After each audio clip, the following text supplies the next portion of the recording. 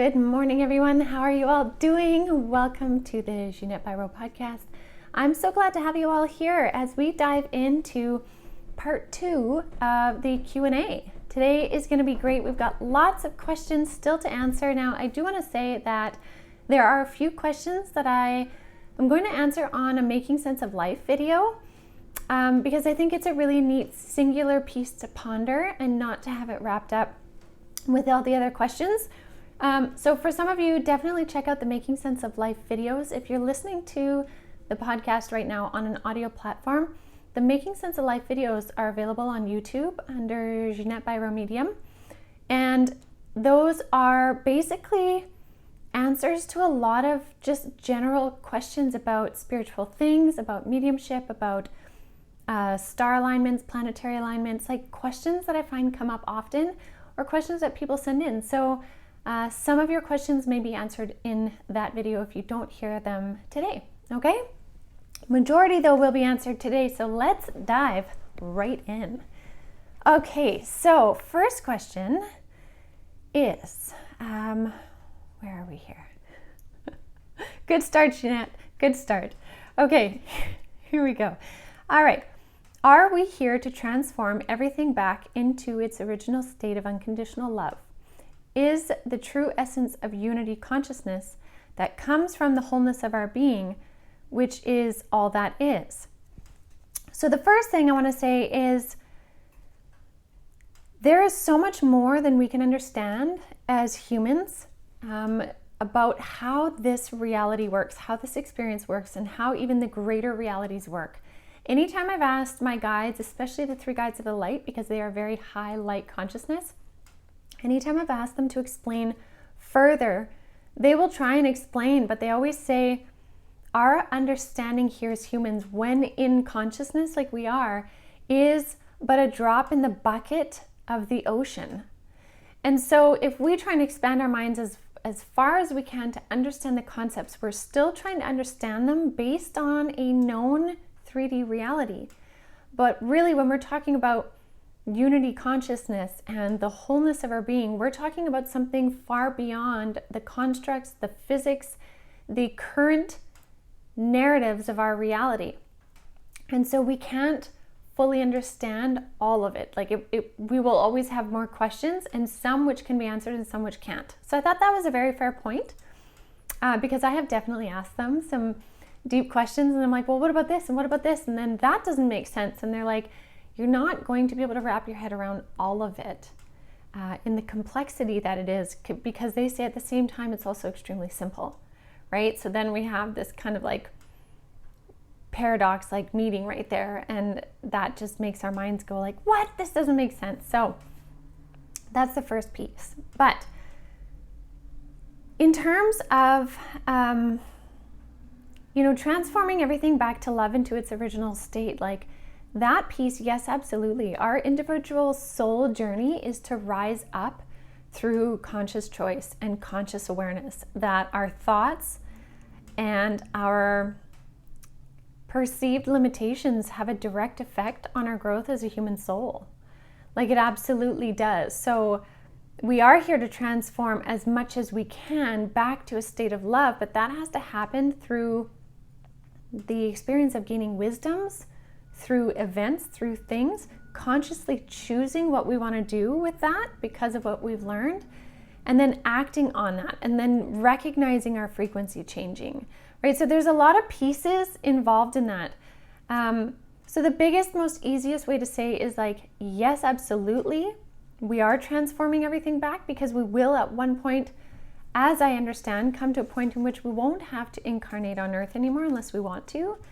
That's often how they explain the role of ascended masters, is that they have ascended through the experiences of incarnating on Earth and therefore have decided to come back as a master teacher, a master guide to help us, because they've gone through all those parts and what being human can offer a soul in terms of growth, and transformed so much back to a state of unconditional love.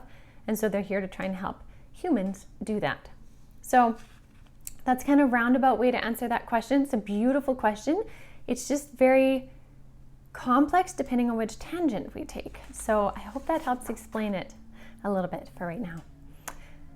Now, the next question was, how can you support children to keep their connection to source, to angels, to spirit guides, all of that kind of thing? Now, I want to say the biggest, most consistent piece is talking about it and normalizing conversations in your home. So, I mean, I can only speak on the experiences I've had either with my children or with other people, and that the biggest key piece was normalizing it. If they talk to you about an imaginary friend, is not kind of making fun of it or making light of it, but saying, okay, what is your friend like? And what do they look like? And, maybe they're describing a grandparent, and maybe this is very confronting to you, but instead of being like, how is that possible? It's kind of like, ask them more questions and be curious, but normalize it, as well as don't force it either. I know that my kids are both quite in tune, but I notice how their energies kind of weave in and out of when they're more active in it and when they're less active. There's times where my daughter, for example, really feels connected to spirit and really feels like she's being guided. And then there's other times where she's like, I don't feel and see them right now. And that's okay, right, Mom? And I'm like, yeah, it's absolutely okay. And when it kind of comes back in, if it does, then that's absolutely okay. So it's kind of just really normalizing when they're in flow with it, normalizing what they're saying, providing a safe space for what they say to you. Now, that's another really important one, because oftentimes kids are trying to explain something to us, especially when it comes with spirit, and based on our own fears or our own beliefs, we'll kind of like squash what they're saying. And then they're quick to feel a judgment of, oh, that's not normal, or I shouldn't see that, or know that, or hear that. So again, the more they talk about, the more you normalize it, also not making it a huge deal, but just, again, normalizing it. Make them feel normal in it will most likely help them keep that connection. Now, I do also want to say that there are so many more souls coming in now, especially in the last 10 years, I've noticed, where they're coming in with less karmic baggage from lifetimes before, which is allowing them to be more fully present and open. And so a lot more kids are coming in psychically aware, even mediumistically aware, and that being a very natural state to be. So we're seeing a new influx of soul energetics coming in too. So again, normalizing it will be really beneficial, but we're also going to notice more kids having more natural abilities, which I think is really exciting. So I hope that helps answer that question. All right, the next one is part of our soul still in heaven? I heard not all is reincarnated. My husband passed away, and I was wondering if there is a part of my soul with him in heaven and not just here. Now, I have to say, I sure feel for you with this question of having lost your husband. And this is a beautiful question too, and I think something that many people will benefit from. So the first thing to think about is the concept of the higher self. So if you think about the imagery of a pie right now, right? Like picture a pie, and picture that pie cut into many different slices, however many you want. Each slice represents a lifetime in which you have been incarnated somewhere. And let's just focus on Earth specifically. So there are many, could be hundreds of different slices of pies, maybe some people's thousands. But what happens is every time you have a lifetime, a slice of that higher self pie of you comes down into an embodiment. So you come down embodying as much as you can in that lifetime of your higher self. But that also means there's all of that other aspect, your higher self, still in heaven, still on the other side. And so my belief personally is absolutely yes, there is a part of your higher self that is definitely still connected with your husband on the other side. But there's also probably a big aspect of him still very much connected to you on this side while you are finishing and moving through your journey on this planet, right? So we're not as limited and separated as sometimes we think we are, yet at the same time we are in a way that they're not physically embodied anymore. So it's like the two things are true at the same time, even though it seems like it should be one or the other, which is why I really love your question.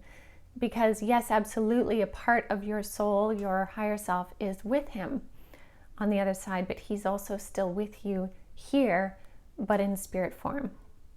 So I hope that helps explain that. And again, beautiful question, and my heart really does go out to you. Absolutely. Okay, next one is a couple of folks told me that my grief was holding my husband's soul from ascending to heaven. And so they're wondering how much of that is really true. How much can we hold a soul back? This is a great question, and it's not a black or white answer. So I'll give you the variety. So most of the time, our grief won't hold somebody back because they are so well supported on the other side that when they cross over, they have their guides, angels, family members, friends receiving them. They feel the wholeness. They feel the complete energy on the other side. And they're like, okay, I realized this was my exit. Okay. And again, I'm giving you general explanations for what can be very unique. So this soul is on the other side and they're very whole and complete. And so in that case, your grief wouldn't hold them back. There are times, though, that they may hold themselves back from coming near so you can really feel them for a while if they feel their energy is holding you back and staying stuck in your grief. So sometimes I have seen souls who've crossed over and the person that comes to see me for a reading is like, I just don't feel them anymore. Where are they? Why don't they come? I need them so badly in my life, in my presence. And the spirit says, the more that I'm around them, the more they feel me, and although it's beautiful in that moment, it's holding them back from moving forward. So I need to actually hold my energy back a little bit so they can start their healing because my energy is only holding them in grief. So there's that version. There are some versions, though, where depending on how somebody died, sometimes when it's an accident and the soul had no preparation for it,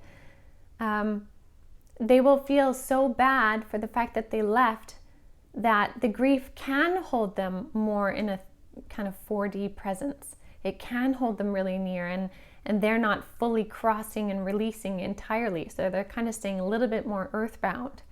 That can happen, and I have seen that happen, but it's not as common as we think.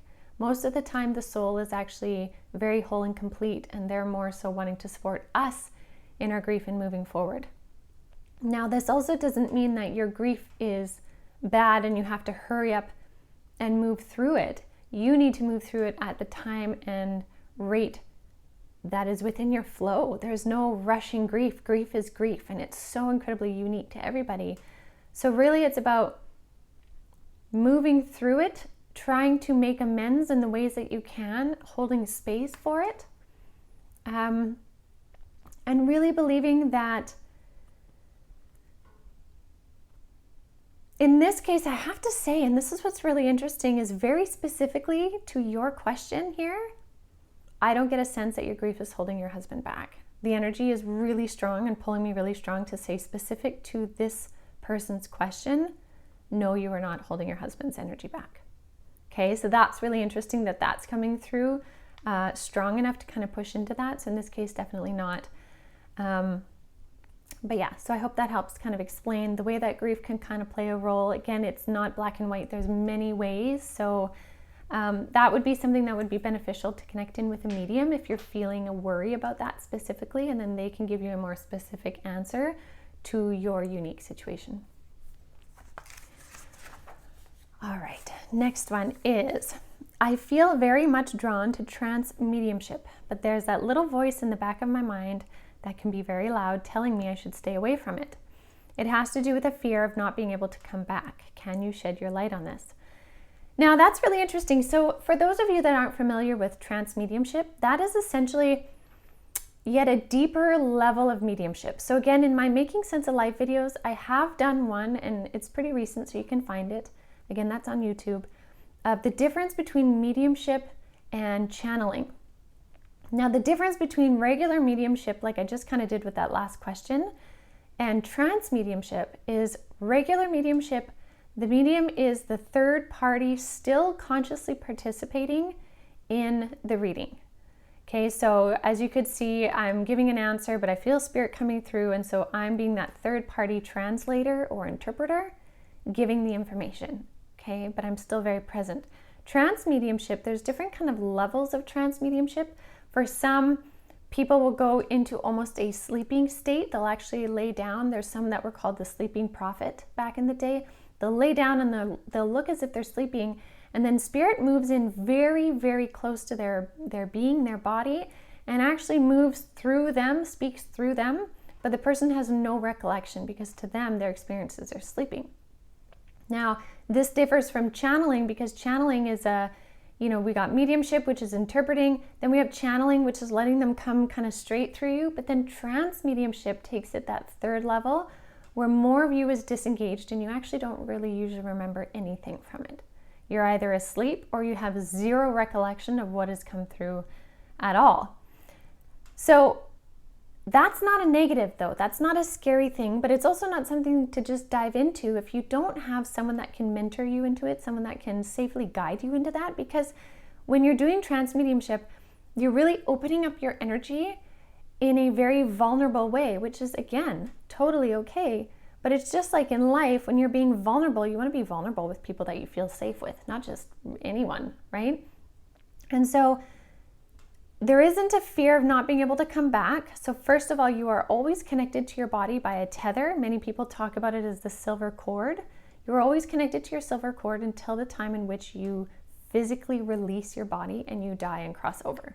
Okay, so in any kind of trance mediumship, a spirit can't take over your body because you hold the key, you have the tether, and that is yours alone. Okay, so something to remember.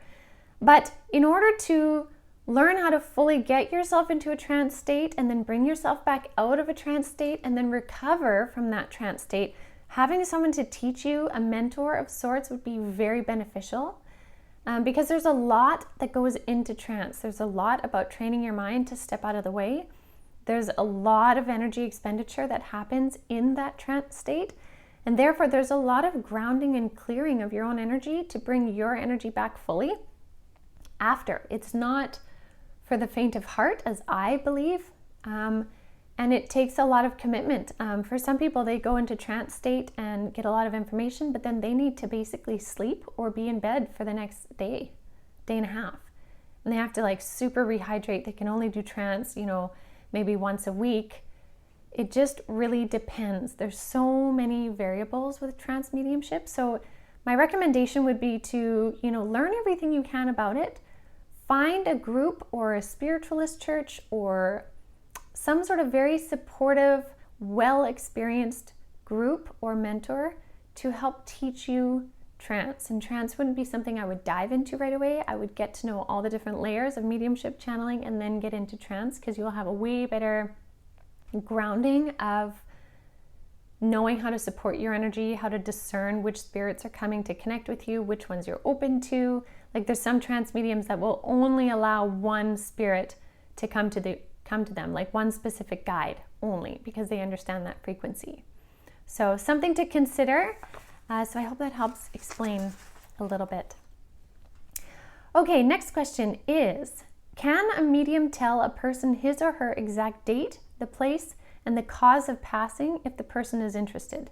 Is it set before we are born? So in general, most of the time a medium will not tell you this information because most of the time they won't get that specificity either.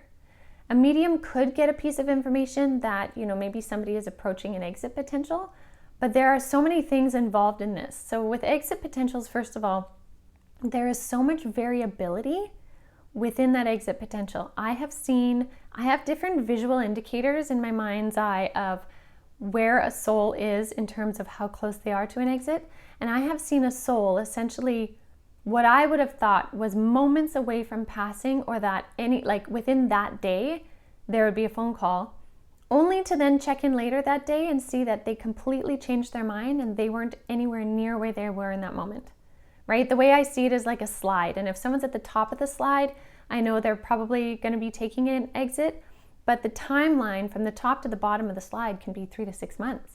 So where they are on the slide can give me indicators, but I have seen a soul off the slide, like they've gone down off, they're in the air, only to check back in and they're off the slide, standing to the side saying, I changed my mind, right? So if someone's not at a final exit point, they still as a soul have variability in whether they want to stay or go. So that's one piece. As well, the way in which it can happen can vary because with premonitions or precognitions, predictions, any of those, a A medium is only given a snapshot of a highest potential in the moment in which they're given that snapshot. So for some, it could end up being exactly as the medium sees it because everything aligned for it to happen that way.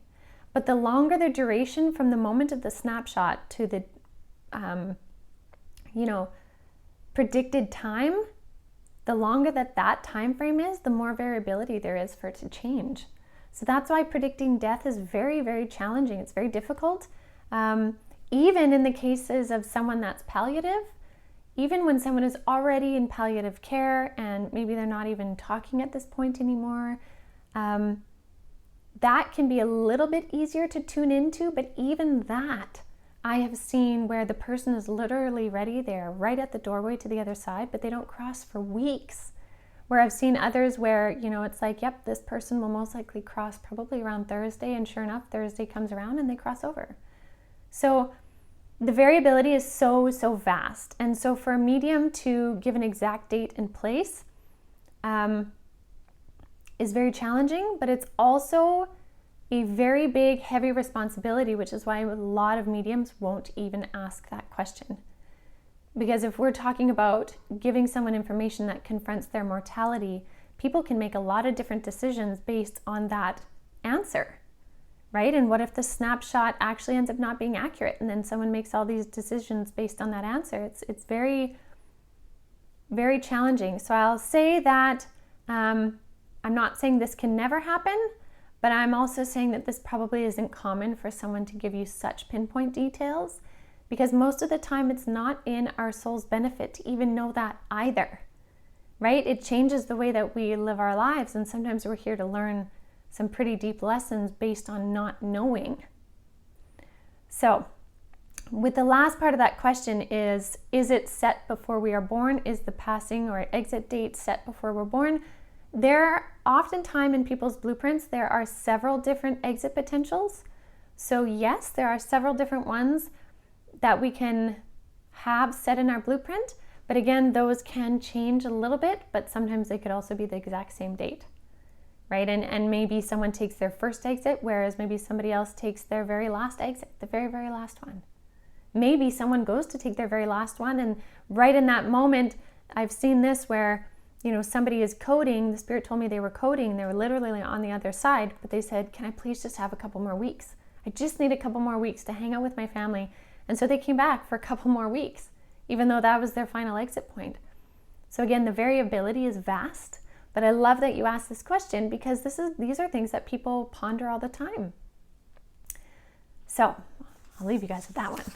Okay, the next one is, so these are kind of two questions that I'm going to answer together. So part one is, how can we find balance between not burning bridges with people and cutting cords with abusive people? As well as, since we're all here learning lessons at our own individual pace, how then can we respect a person's soul's journey, but at the same time tell them how we want to be treated to feel safe? So if we're talking about how can we cut cords with people without burning bridges, and how can we, really create a place of safety, but also support somebody else, and the main answer to that is boundaries. Truly, it's boundaries. What kind of boundaries do you need, first of all, to feel safe, to feel grounded and centered? What does that look like to you? And then reinforcing those boundaries. So for some people, it's like, without burning bridges, can you create a boundary with somebody? Can you cut cords, create a boundary where you feel safe? And what does that look like? And what you start out thinking it looks like may need to be adjusted. Right? You may have a boundary that you set with somebody and you're like, okay, I cut cords with this person. I'm not open to hanging out with them, but if they text me, I'll respond, and I'm okay with that. I'm okay with texting, right? And then maybe you find that during texting, you're like, no, I don't think so. Then setting a boundary of not texting anymore, that might be how you change it. So it's really, the biggest thing is boundaries. And the more you set boundaries with things that don't align with you, actually the greater your frequency grows. So it's kind of a beautiful thing. And so that also applies with when somebody else is, going through a soul's journey, but their soul's journey is affecting us, we can still hold space for them, but within a clear boundary for ourselves. And so it's determining what that is, right? And it may be having a conversation with somebody where it's like, I am holding space and I am praying for you. I am, I'm going to give you this amount of money to help you on your way. But at the same time, I also need to set a boundary here where I am not available for, A, B, C, or D. Those are my boundaries, but I'm still holding space for you and I'm willing to help you here, right? So again, it's really figuring out what are your rules of engagement, essentially. What does that look like? And then clearly putting them out there. Okay, next question is, if we need to trust our own personal journey and that we are right where we are supposed to be, why do major life changes like career shift, filing for divorce, resigning from a toxic workplace, why did those major life changes make someone feel more empowered? Now, the beautiful thing is trusting our own personal journey is not just blind trust, or it's not just trusting the journey and not taking action in it.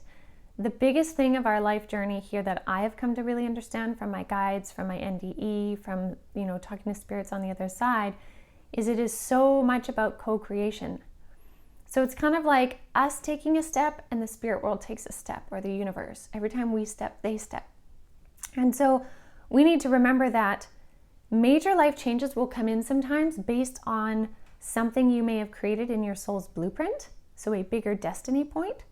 But they also may be created by the conscious choices you've made that have led you to get to a place through your soul growth and through your ascension and healing to, maybe leave a toxic workplace or an abusive spouse, right? So your conscious choice, your actions, your free will choices have led you to grow through that thing to get to a point of a major life change.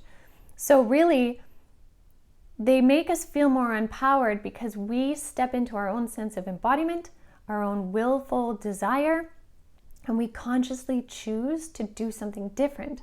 Now, every time we consciously choose, whatever the choices are, whatever we consciously, and meaning we really look at it and think, how does this make me feel? What do I think about it? What do I think I should do? What do I feel I should do? And then we take the action. That's consciousness behind the choice. Every time you do that, you feel more empowered because you checked in with all parts of self before you made that decision. So you made a whole being decision, a mind, body, spirit decision. Every time we do that, we will feel an energy of more empowerment, a higher frequency, and more personal, authentic truth. So it's very powerful to consciously choose. So I would encourage everyone that's kind of very curious about that question is to, go through the next day and just notice how many times you consciously chose something, even the simplest things, right? Like maybe for lunch, you're like, oh, I'll just grab something quick, whatever, fast food is just really close, I'll grab it. But if you stop for a second, you're like, wait a minute, what would I really like to do in this moment? I would really like something a bit healthier. So because I know that will make me feel better later in the day, I'm actually going to take the extra 2 minutes to, walk around the corner and get the, green bowl or whatever it might be. And I'm going to enjoy that. And so you consciously choose that. And then later in the day when you're feeling good, you're like, remember, I made that conscious choice and look how I feel now. I just did something awesome for me and I feel more empowered. And that might seem so little, but even the little things with conscious choice make a really big difference. So something to consider. Okay, next one is, are there certain traits that become developed in your higher self that when your soul comes into its several reincarnation experiences, those qualities tend to develop or shine through? And or are there some traits that become more developed in your higher self? Example, work ethic, math whiz, musician, kindness, all of that kind of stuff. So really, this is every time we come, if we go back to that pie example from a couple questions ago, that higher self pie and the different slices of that pie represent different lifetimes. So every lifetime you come in to learn something new, gain some new kind of wisdom or experience. Some of them you do over a couple times. But what happens is every time we're reincarnated, we will choose if we want to bring in certain past life experiences that may benefit us in the next lifetime. So what that means is sometimes someone may have really suffered say somebody had cancer in one lifetime, and no matter what they did, it just didn't get better, and they really suffered from the experience. They got like a hands-on, really tough experience of cancer. They may come back in the next lifetime and bring in other skills of, say, their, science whiz, their, creative side, plus their experience of that, that cancer lifetime. And they come back and they actually become a doctor, and a doctor that specializes in cancer treatments and therapies, and a doctor that actually really brings in and creates new revolutionary technologies that better benefit the person. And this passion and drive to do so that just keeps pushing them to finally discover this thing is actually rooted in a past life in which they suffered from that very thing they're trying so hard in this lifetime to cure or to heal. So there usually is a past life related experience plus soul growth. So the soul growth speaks to kindness, meanness, compassion, the level of compassion somebody has. Oftentimes, and again, these are general answers, but oftentimes the more a soul has life experiences on earth and the more wisdom they gain, they kind of inadvertently gain more kindness and gain more compassion. Because every time you complete a lifetime, you cross back over to the other side, you review everything you did, and you come face to face with things you learned. And so that's like soul growth. And so the more that someone can embody kindness and compassion while embodied, like in a 3D life, usually means they have had a lot of soul growth already. So it's a combination of soul growth, experience gained, kind of like time spent doing, as well as specific past life related experiences.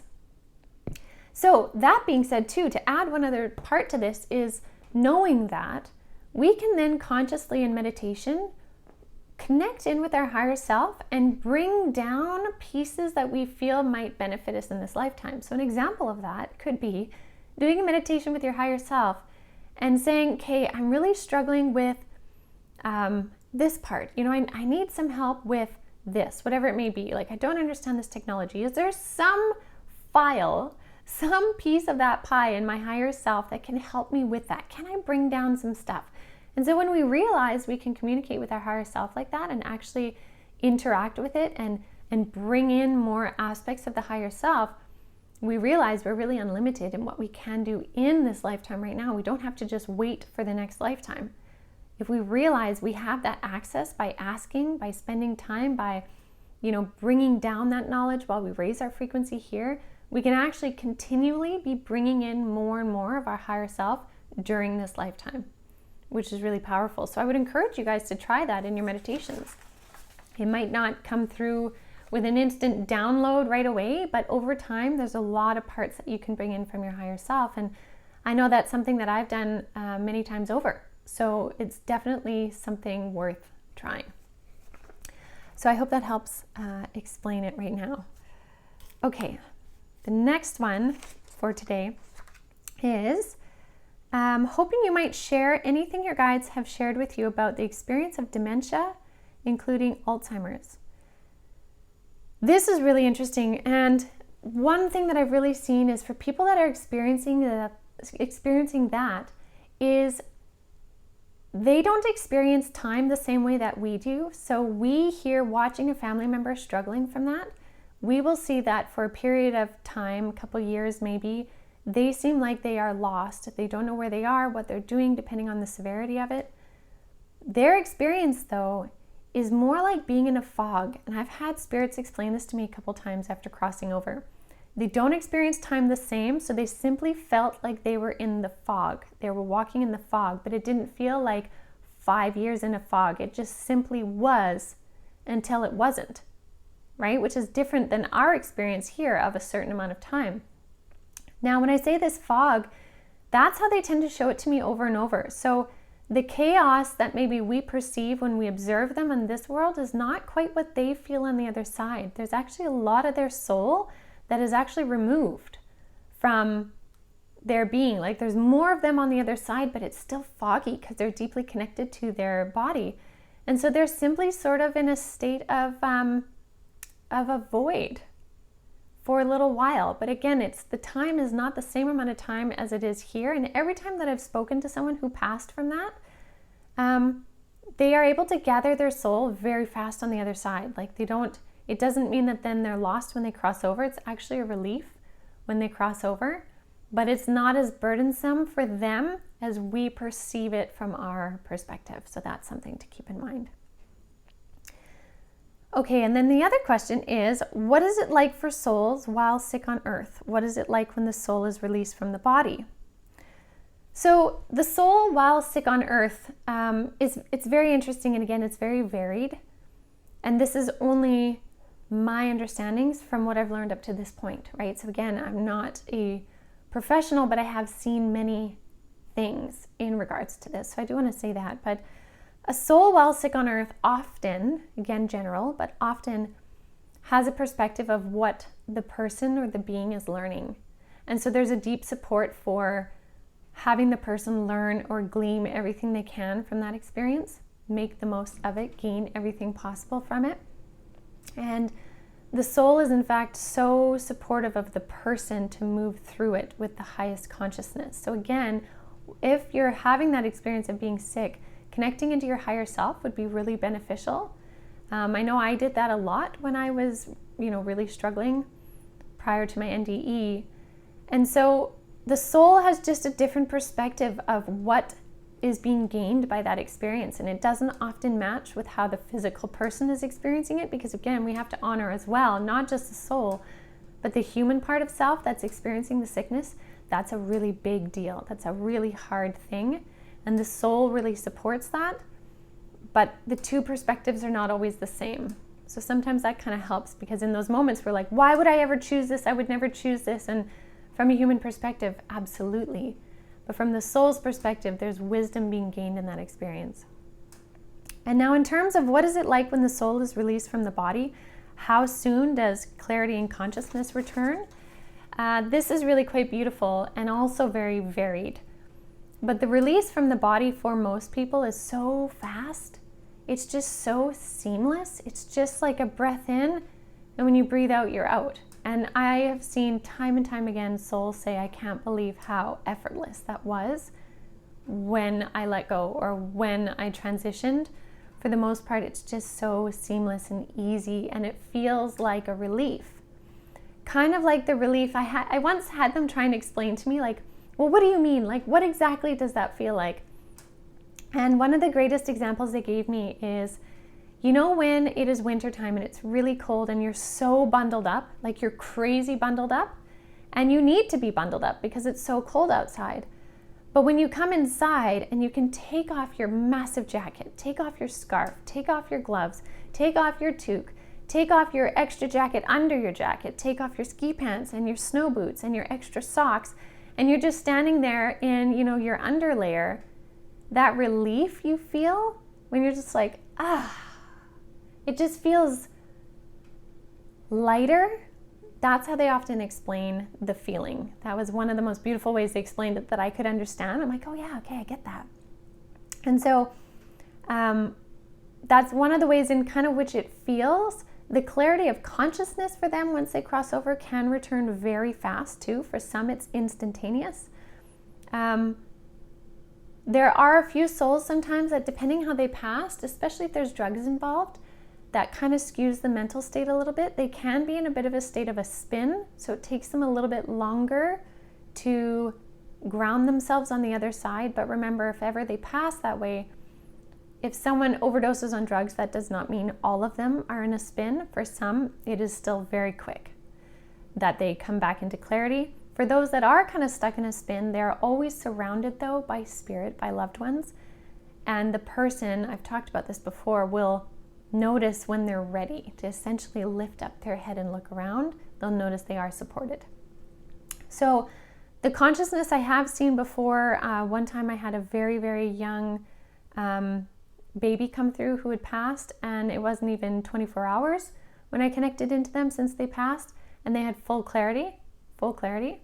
I have talked to others who passed a couple years before, and they spent time in a resting place before they came back to full clarity. But even in a state of resting place, they're in a lot of clarity, but they're taking time for their soul to just further gather more pieces, more fragmented aspects of self.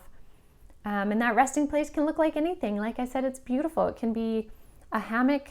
It can be fly fishing on the river. It can be in a cozy bed. Like it can be whatever they want it to be. So yeah, that's what I would say about that. Anything else? My guides are just coming through. I'm going to see if they have anything else they want to say about clarity and consciousness.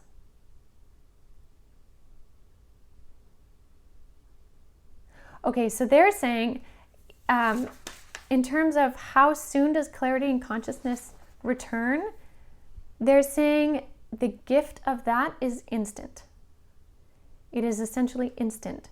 It is completely based on their desire of openness, like how openly ready they are for it, but it is always waiting there and can be instant. So interesting, can be instant. All right, everyone. So that's everything that I have for you today. Thank you so much, as always, for joining me on the Q&A. I love the Q&A. It just is so much fun. So we're definitely going to do this again. So I'll leave you with that. I hope you guys have a beautiful rest of your day. Remember, if your questions weren't answered in Q&A 1 or 2, part 1 or 2, they will be answered in a Making Sense of Life video. So definitely check those out on my YouTube page. And for everything else, do check out avalonspirit.com. So thank you again, everyone. Have a beautiful rest of your day. And again, thank you so much for subscribing and sharing this content. If you think anyone else would really benefit, definitely share it. So you guys have a beautiful day. I'll see you later.